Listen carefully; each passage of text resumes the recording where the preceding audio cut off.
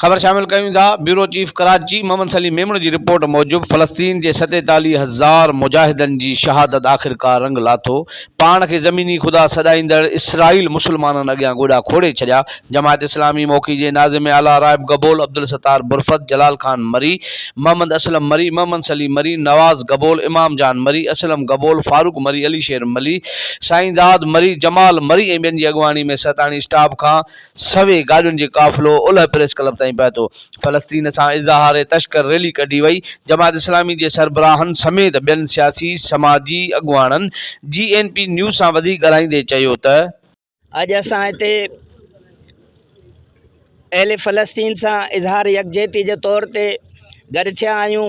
अल्हम्दुलिल्लाह गुज़िश्ता 15 महीननि खां इसराइल जे ज़ुल्म बरबरीत जे ख़िलाफ़ मुहाॾो अटकाईंदड़ निहत्ता मैसूर फ़लस्तीनी जेके उन्हनि सां जंग विड़ी रहिया हुआ, अल्हम्दुलिल्लाह कल्ह जंग बंदी थी आहे ऐं उन्हनि खे पंहिंजे हक़ आज़ादी मिली आहे।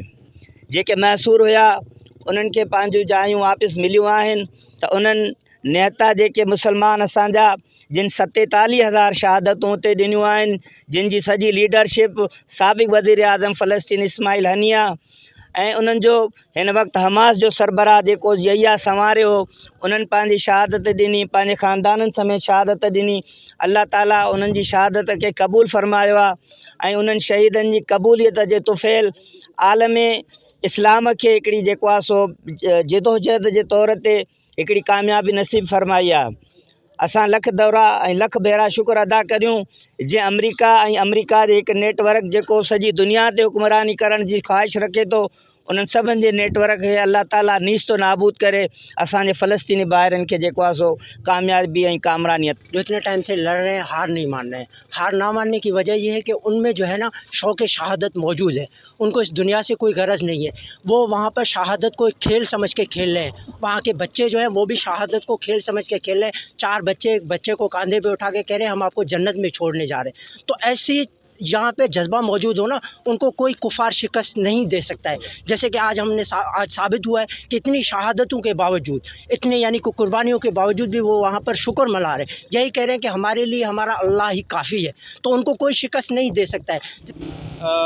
तमामु सुठी ॻाल्हि आहे। अल्लाह जो शुक्र आहे जो इहो ठाह थियो उन्हनि जो इसराइल ऐं फ़लस्तीन जो। असां सम्झूं था त मुसलसल इहा जेकी हली पे मुसलमाननि ते नाजाइज़ी इसराइल जी उहा ख़तमु थी। तव्हां ॾिसा खनि हीअ इतिहाद थियो आहे, इहा सुठी ॻाल्हि आहे जो अमन थिए ऐं उहे पंहिंजे पंहिंजे घरनि ते मोटी वञनि, बैतुल मुक़द्दस आज़ादु थिए।